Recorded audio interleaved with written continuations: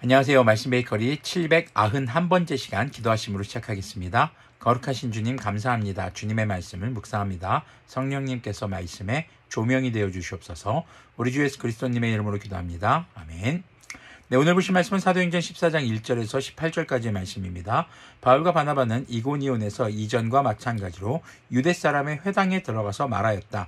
그래서 유다 사람과 그리스 사람이 많이 믿게 되었다. 자, 바울과 바나바의 전도에 어떤 일정한 패턴이 있었습니다. 바로 유대 사람들의 회당에 들어갔던 것이죠. 왜냐하면은 유대 사람들의 회당에는 유대인들이 모여 있습니다. 그들은 하나님을 믿고 구약의 율법을 알고 있습니다. 그런 사람들에게 먼저 예수님을 소개할 때, 특히 유대인들은 예수님에 대해서 알고 있었죠. 그래서 예수님의 복음을 전할 때 그들이 믿을 수 있는 확률이 더 높았겠죠. 그리고 또 유대 사람들 회당을 중심으로 유대인들이 그리스도인들이 되었을 때 이제 그 지역의 이방인들에게도 더욱더 복음을 원활하게 전할 수 있었기 때문이었고, 또 회당은 모임의 장소였고 그 모임을 통해서 교회 모임으로 그 회당에서 이어질 수도 아니면 다른 곳에서 교회의 형성을 할 수 있었던 것이죠. 자, 그러나 마음을 돌이키지 않은 유대 사람들이 이방 사람들을 선동해서 믿는 형제들에게 나쁜 감정을 품게 하였다. 두 사도는 오랫동안 거기에 머물면서 주님을 의지하여 담대하게 말하였다.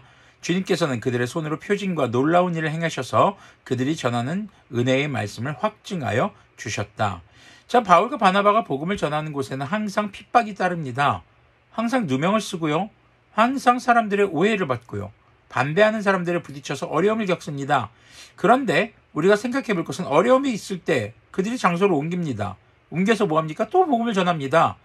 사도들이 어려움을 당한 것 같고 그리스도인들이 어려움을 당한 것 같은데 그 어려움을 통해서 복음은 끊임없이 확산되고 있었던 것을 우리가 생각해 볼 수 있습니다. 그런데 그렇게 확산할 수 있었던 계기가 되는 것은요, 오늘 말씀에서 우리가 눈여겨보아야 할 부분 중에 하나, 3절에서 주님을 의지하여 담대하게 말했다는 주님을 의지하여입니다. 고난이 올 때 누구를 의지하는가? 주님을 의지할 때 비로소 주님의 사명을 끝까지 포기하지 않는 그런 주님의 사람들이 될 수 있겠죠. 그 도시 사람들은 두 편으로 나뉘어서 더러는 유대 사람의 편을 들고 더러는 사도의 편을 들었다. 그런데 이방 사람들과 유대 사람들이 그들의 관원들과 합세하여 바울과 바나바를 모욕하고 돌로 쳐 죽이려고 하였다. 사도들은 그것을 알고 루가오니아 지방에 있는 두 도시 루스드라와 더베와 그 근방으로 피하였다. 그들은 거기서도 줄곧 복음을 전하였다. 자, 심각한 반대에 부딪히면서 그들이 또 피합니다. 피한 곳에서도 복음을 전합니다. 이렇게 복음이 확산되는 모습을 멈출 수가 없는 것이죠. 복음은 멈춰 있지 않습니다. 움직입니다. 퍼져갑니다. 우리가 가만히 있다고 해서 복음이 멈춰 있을까요? 아닙니다. 다만 그렇게 퍼져가는 복음, 그런 주님의 나라의 확산에 우리가 함께하고 있느냐 아니면 배제되어 있느냐가 중요한 문제겠죠. 8절 계속 보면요, 루스드라에 발을 쓰지 못하는 지체장애 난 사람이 앉아 있었다. 그는 나면서부터 못 걷는 사람이 되어서 걸어본 적이 없었다. 이 사람이 바울이 말하는 것을 들었다. 바울은 그를 똑바로 보고 고침을 받을 만한 믿음이 그에게 있는 것을 알고는 큰 소리로 그대의 발로 똑바로 일어서시오 하고 말하였다. 그러자 그는 벌떡 일어나서 걷기 시작하였다. 복음이 전해지는 곳에 이렇게 놀라운 이적들이 일어났습니다. 그런데 여기서 눈여겨볼 부분이 바울이 이 장애가 있는 사람에게 고침을 받을 만한 믿음이 그에게 있는 것을 알았다라고 얘기합니다. 무엇을 보고 그랬을까요? 바로 바울이 말한 것을 들었다라는 표현인데요. 그냥 들었다, 그냥 귀로 들었다? 아닙니다. 아주 열심히 듣고 그것이 진리인 것이라고 믿는 그런 믿음이 그에게 있었던 것으로 보여지는 것이죠. 자, 그런데 이 사건을 두고 이제 한 소동이 발생합니다. 무리가 바울이 행한 일을 보고서 루가오니아 말로 신들이 사람의 모습으로 우리에게 내려왔다 하고 소리 질렀다. 자, 루가오니아 말로 하니까 바울과 바나바는 못 알아들었을 수 있습니다. 그리고 그들은 바나바를 제우스라고 부르고 바울을 헤르메스라고 불렀는데 그것은 바울이 말하는 역할을 주로 맡았기 때문이다. 그들이 그리스와 로마 지역의 그 신화에 물들어 있었던 그런 지역으로 우리가 볼 수 있겠죠.